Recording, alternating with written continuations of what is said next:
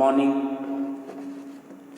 महाराजा Surajmal PG महाविद्यालय की online classes में आप सभी का स्वागत है। जैसा कि पिछली क्लास में हमने शिक्षा का अर्थ, उसकी अवधारणा एवं प्रकृति अर्थात विशेषताओं के ऊपर चर्चा की थी। आज हम बात करेंगे शिक्षा के उद्देश्य या लक्ष्यों की ऐतिहासिकता के बारे में, जिसके अंतर्गत हम देखेंगे कि किस प्रकार से भारतीय जो दर्शन, चाहे वे वेदांत दर्शन हो, जैन दर्शन या बौद्ध दर्शन या फिर मध्यकाल में इस्लाम दर्शन के अकॉर्डिंग शिक्षा के क्या लक्ष्य, क्या उद्देश्य समाज के प्रति रहे होंगे, उसके ऊपर हम चर्चा करेंगे। और साथ में हम देखेंगे कि आज के वैश्वीकरण के युग में शिक्षा के क्या उद्देश्य एवं लक्ष्य होने चाहिए और किस प्रकार से वैश्वीकरण स्तर पर, वैश्विक स्तर पर शिक्षा जगत पूरे अंतर्राष्ट्रीय जगत को प्रभावित करती है, उसके ऊपर भी हम थोड़ा सा प्रकाश डालेंगे। तो आइए हम सबसे पहले शुरुआत करते हैं शिक्षा के लक्ष्यों या उद्देश्यों की ऐतिहासिकता के संदर्भ में। इसमें हम सबसे पहले बात करेंगे वेदांत दर्शन के संबंध में, इसके ऊपर चर्चा करेंगे। वेदांत दर्शन के अनुसार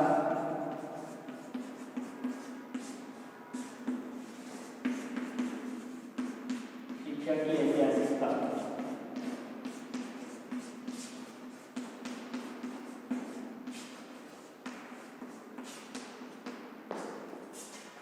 वेदांत दर्शन के अनुसार शिक्षा की ऐतिहासिकता। वेदांत दर्शन में शिक्षा का जो मूल उद्देश्य है वे ब्रह्म से साक्षात्कार करना है। किससे साक्षात्कार करना है? ब्रह्म से साक्षात्कार करना है। ये वेदांत दर्शन की मूल शिक्षा का उद्देश्य है।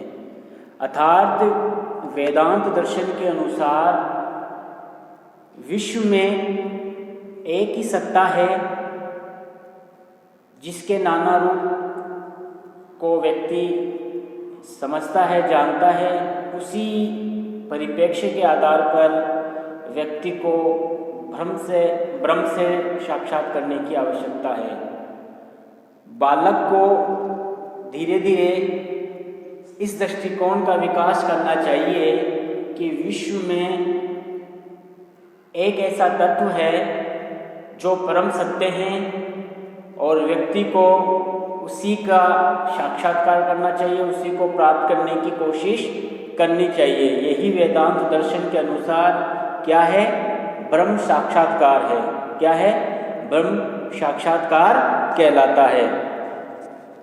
वेदांत दर्शन के अनुसार ब्रह्म तत्व ही वास्तविक तत्व है। वेदांत दर्शन के अनुसार क्या है? ब्रह्म तत्व ही वास्तविक तत्व है जो जीव और ब्रह्म में को मिलाने की कोशिश करता है। अर्थात वेदांत दर्शन का मानना है कि जीव और ब्रह्म दोनों अलग नहीं हैं, बल्कि दोनों में कोई भेद भी हम नहीं समझ सकते हैं। दोनों के अंदर कोई भेद भी हम नहीं समझ सकते हैं। इस दृष्टि से हम कह सकते हैं कि वेदांत दर्शन की जो शिक्षा का लक्ष्य या उद्देश्य रहा है वे जीव का ब्रह्म की ओर मिलना ही या ब्रह्म से मिलना ही उनका मूल उद्देश्य रहा है। वेदांत दर्शन के अनुसार जीव सर्वज्ञ, सर्वव्यापी और सर्वशक्तिमान है।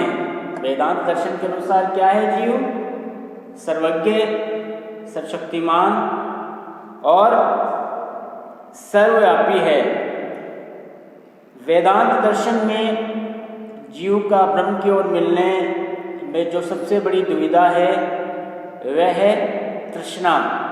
और इस तृष्णा का नाश कैसे कर सकते हैं? वह अविद्या। इस अविद्या के कारण ही उस सर्वसत्ता को व्यक्ति पहचान नहीं पाता।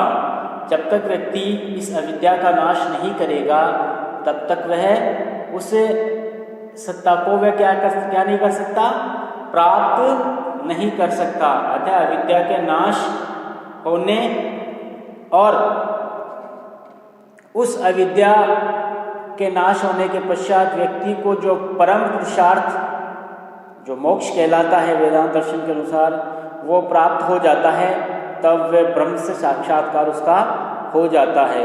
तो कहने का तात्पर्य है कि वैदिक दर्शन में, वेदांत दर्शन में शिक्षा का जो मूल उद्देश्य रहा है वह एक अच्छी शिक्षा देकर और व्यक्ति को पूरी तरह से समायोजित बनाकर और परम पुरुषार्थ अर्थात मोक्ष प्राप्ति की ओर उन्मुख करना है।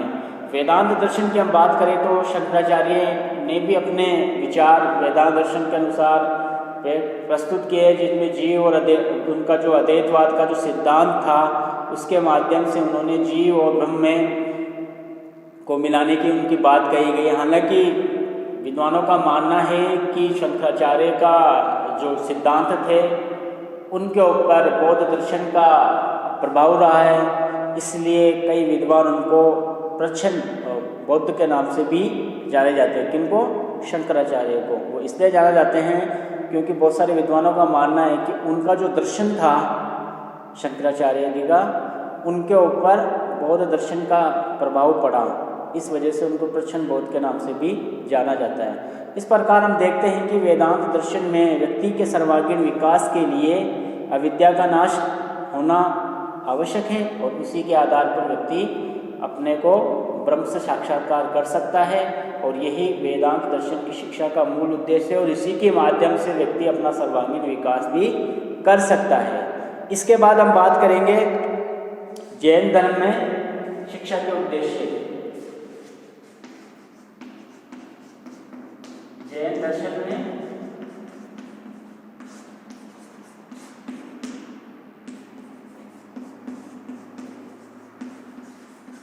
शिक्षा के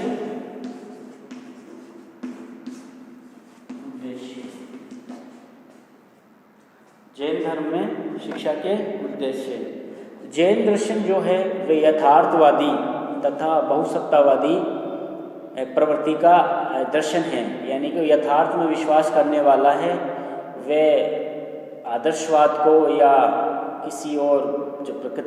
किसी और जो विचारधारा है उसको ज़्यादा महत्व नहीं देता, साथ ही साथ में बहुसत्तावादी भी है।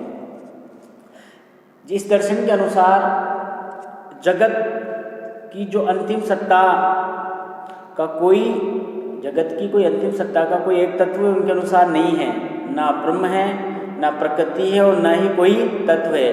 जैनियों के अनुसार ये जगत अनेक द्रव्यों के मिश्रण से बना है।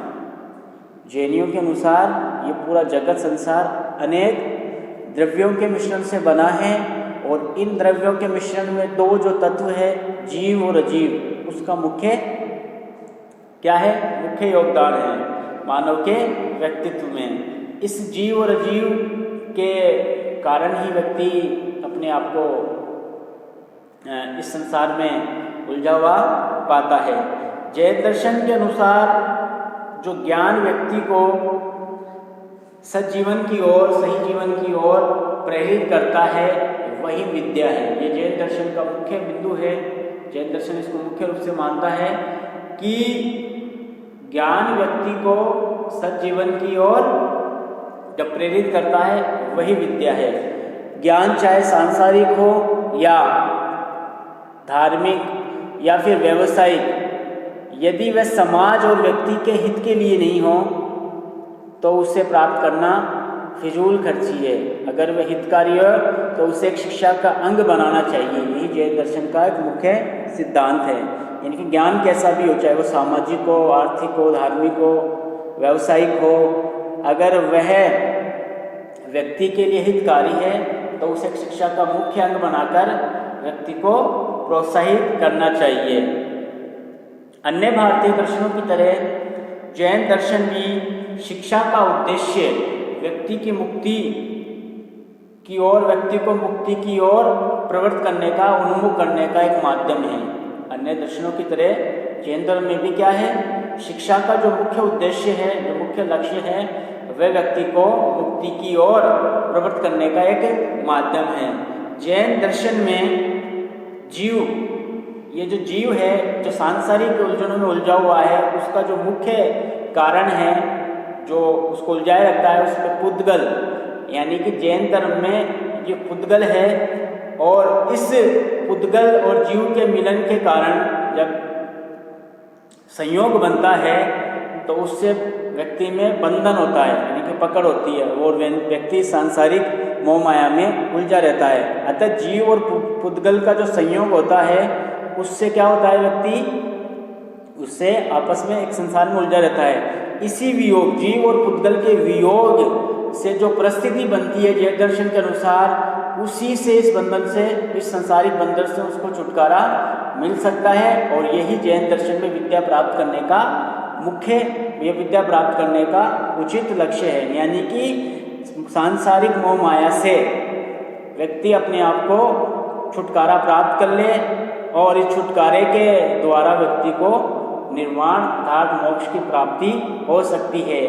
पुद्गल कई कणों के माध्यम से व्यक्ति में समाविष्ट हो जाता है, जिसमें कषायें जैसे कि क्रोध, लोभ, मोह माया आदि जो कषायें हैं जैन धर्म के अनुसार, उसकी वजह से व्यक्ति इसी सांसारिक मोह माया में उलझा रहता है।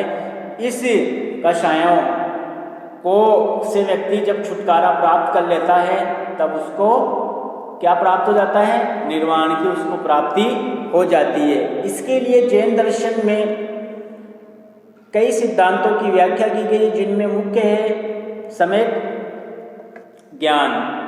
सम्यक ज्ञान व्यक्ति के व्यक्तित्व का एक पक्षीय एक तरह से विकास प्रस्तुत करता है। पूरी तरह से विकास तो नहीं कर पाता, एक तरह से एक पक्षीय व्यक्तित्व का विकास अवश्य कर पाता है। इसी सम्यक ज्ञान के साथ साथ जैन दर्शन में सम्यक चरित्र और सम्यक दर्शन, इन पर भी अधिक बल दिया गया है। तो सम्यक ज्ञान, सम्यक दर्शन और सम्यक चरित्र, इन तीनों को जैन धर्म में त्रिरत्न बोला जाता है।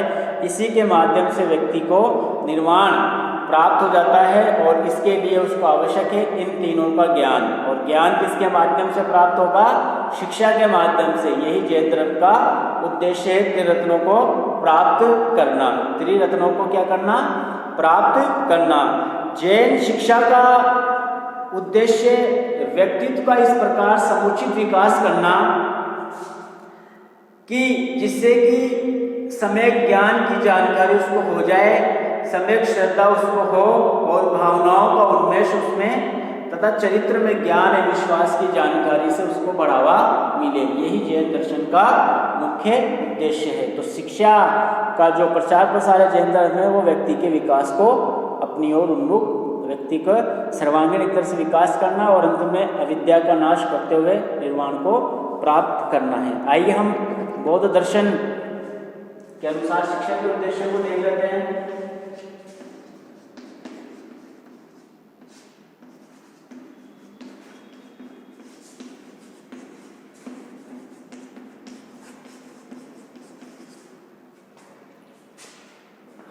बौद्ध दर्शन में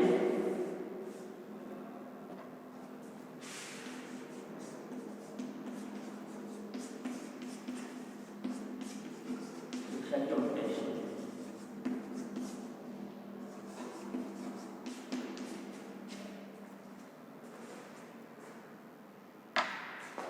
बौद्ध दर्शन में शिक्षा का जो कार्य है, वह व्यक्ति को मन, कर्म और वचन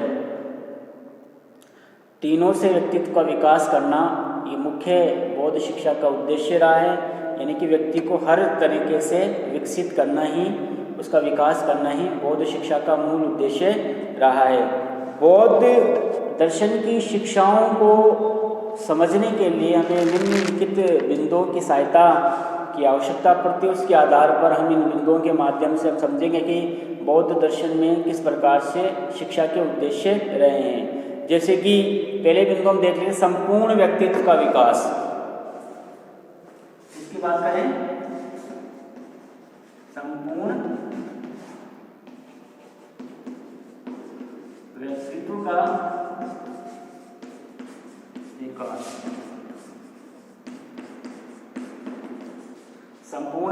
का विकास। बौद्ध शिक्षा में ज्ञान, भाव और क्रिया सभी पक्षों का विकास होना आवश्यक बताया गया है। यानी कि ज्ञानात्मक, भावात्मक, क्रियात्मक, ये तीनों पक्षों का जो विकास है उसका वो विकास कैसे होगा? शिक्षा के माध्यम से। तो शिक्षा के लक्ष्य क्या है बौद्ध दर्शन के अनुसार? कि व्यक्ति के ज्ञानात्मक, भावात्मक, क्रियात्मक पक्षों का विकास करना है। बौद्ध दर्शन में इन जो संपूर्ण व्यक्तित्व का विकास करने के लिए जो अष्टांगिक मार्ग का जो सिद्धांत अपनाया गया है वह काफ़ी महत्व रखता है। अष्टांगिक मार्ग कौन से हैं? जैसे कि सम्यक दृष्टि, सम्यक संकल्प, सम्यक वचन, सम्यक कर्मांत, सम्यक आजीव, सम्यक व्यायाम, सम्यक स्मृति और सम्यक समाधि। ये अष्टांगिक 8 मार्ग जैन धर्म में व्यक्ति को उसके संपूर्ण विकास की ओर उन्मुख करने वाली लिखित विधि है।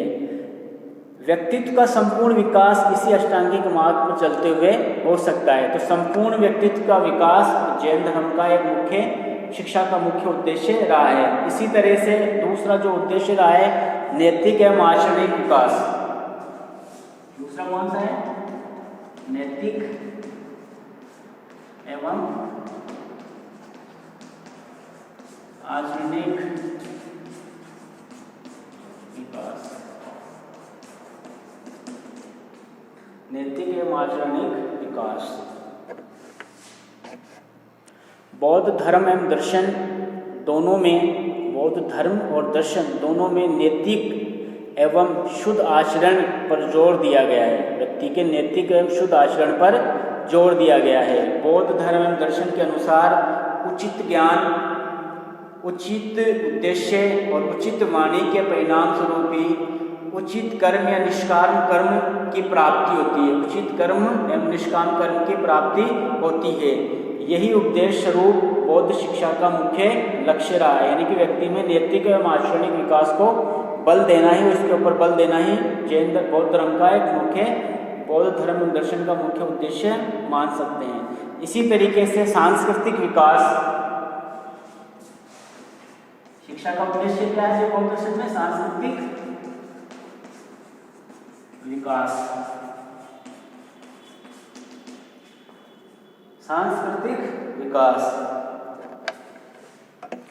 बौद्ध धर्म के जो प्रचार से भारतीय संस्कृति का भी प्रचार हुआ, क्योंकि देश में विदेशों में बौद्ध धर्म के बहुत सारे प्रचारक गए, जिससे उन्होंने बौद्ध धर्म का, दर्शन का प्रचार प्रसार तो किया ही, साथ में उन्होंने भारतीय संस्कृति के विकास में भी योगदान दिया। उन्होंने तत्कालीन कर्म कांडों, अंधविश्वासों का पुरजोर तरीके से विरोध किया, जिसके परिणाम स्वरूप भारतीय संस्कृति जो चली आ रही थी उनमें जो कमियां थी उनको भी अन्य दर्शनों ने कमियों को दूर किया और एक नया पक्ष और सही पक्ष लोगों के सामने रखा, जिससे कि भारतीय संस्कृति का विकास हुआ। तो सांस्कृतिक विकास के लक्ष्य को प्राप्त करने के लिए बौद्ध धर्म में शिक्षा को काफ़ी महत्व दिया गया, जिससे भारतीय संस्कृति का काफ़ी विकास हुआ। अगला है चौथा, निर्वाण प्राप्ति। निर्वाण प्राप्ति की शिक्षा। बौद्ध शिक्षा का उद्देश्य व्यक्ति को निर्वाण प्राप्ति की ओर उन्मुख करना, यह प्रमुख उद्देश्य बौद्ध शिक्षा का रहा है। निर्वाण से तात्पर्य यह है कि तृष्णा, काम, भोग, जरा मरण, क्लेश, दुख आदि से छुटकारा प्राप्त करते हुए व्यक्ति को निर्वाण की ओर उन्मुख कराना और इस मोह माया के जाल से उसको छुटकारा दिलाना ही ये बौद्ध दर्शन की शिक्षा का एक मुख्य उद्देश्य रहा है। पांचवा हम बात करेंगे बौद्ध दर्शन में शिक्षा के उद्देश्य में सामाजिक विकास। सामाजिक विकास।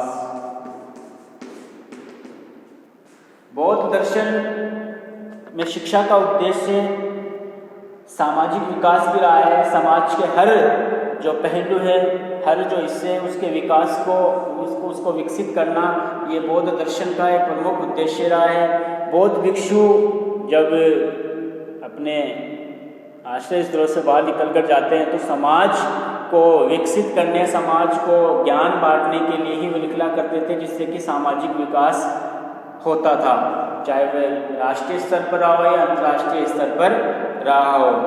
इससे सामाजिक विकास की भावना से राष्ट्रीय एवं अंतर्राष्ट्रीय भावना का विकास भी देश में होता है। तो इस बौद्ध दर्शन की शिक्षा का ये भी हमारे सामने प्लस पॉइंट नज़र आता है। इस प्रकार से हमने देखा कि कुछ बिंदुओं के माध्यम से हमने समझा कि बौद्ध दर्शन में जो शिक्षा के उद्देश्य रहे हैं, उन्होंने समाज के या व्यक्ति के कितने पहलुओं को उन्होंने टच किया, उसके माध्यम से उसका विकास किया। इसी तरीके से हम बात कर लेते हैं बौद्ध धर्म में जो शिक्षा का पाठ्यचर्या है उसके ऊपर भी चर्चा कर लेते हैं, चूँकि बौद्ध धर्म ने शिक्षा को काफ़ी महत्व दिया और शिक्षा के विभिन्न पक्षों को उन्होंने प्रभावित किया, चाहे वो सामाजिक क्षेत्र की शिक्षा रही हो, धार्मिक रही हो, आर्थिक रही हो, अथवा व्यवसायिक अथवा समाज की और दूसरी शिक्षा के प्रति, व्यक्तित्व के विकास के प्रति की शिक्षा रही हो, हर तरीके से उन्होंने प्रभावित किया है। बौद्ध दर्शन में शिक्षा की जो पाठ्यचर्या चली उसमें हम आध्यात्मिक शास्त्र की चर्चा कर सकते हैं, नीति शास्त्र की बात कर सकते हैं, धर्मशास्त्र की बात कर सकते हैं, समाजशास्त्र जैसे विषयों की चर्चा कर सकते हैं। विभिन्न विषयों को उन्होंने टच किया है। बौद्ध दर्शन में जो 4 आर्य सत्यों की शिक्षा दी गई है, समय 4 आर्य सत्यों की जो शिक्षा दी गई है, उन्होंने व्यक्ति को व्यापक रूप से प्रभावित किया और संसार को उन्होंने ज्ञान का भंडार प्रस्तुत किया। बौद्ध पाठ्यचर्या में हम बात कर लेते हैं तो प्राथमिक शिक्षा की भी इसमें कड़ी जुड़ जाती है, उच्च एवं औद्योगिक शिक्षा की भी बात उसमें हो जाती है। तो व्यक्ति को उसके व्यक्तित्व के हिसाब से शिक्षा की ओर उन्मुख करना बौद्ध दर्शन का एक मुख्य उद्देश्य रहा है। अब हम बात कर लेते हैं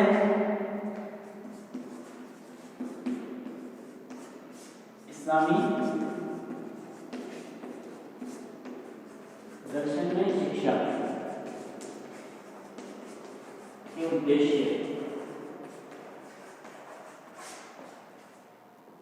शिक्षा के उद्देश्य इस्लाम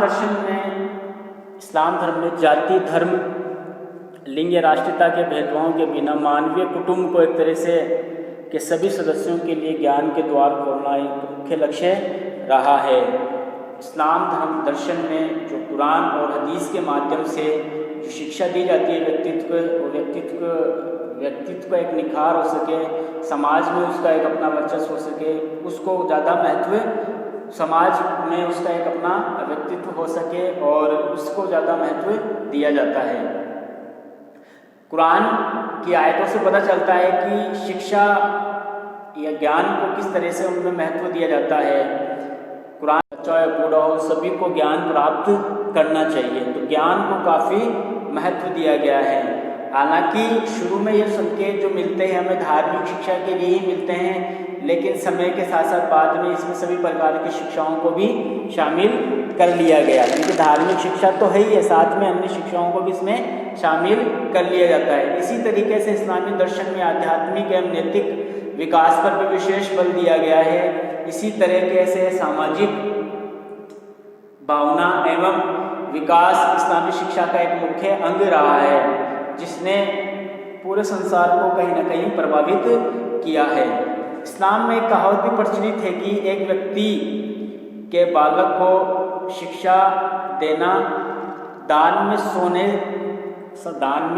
सोना देना से भी अधिक अच्छा होता है। यानी कि शिक्षा को इतना महत्व दिया गया है कि अगर व्यक्ति एक बालक को शिक्षा दे और वही व्यक्ति अगर सोना दान में दे तो शिक्षा बढ़कर होगी, ना कि सोने का दान बढ़कर होगा। इस प्रकार से इस्लामी दर्शन में सामाजिक विकास पर विशेष बल दिया गया है कि समाज के सभी व्यक्तियों में ज्ञान पहुंचाया जाए।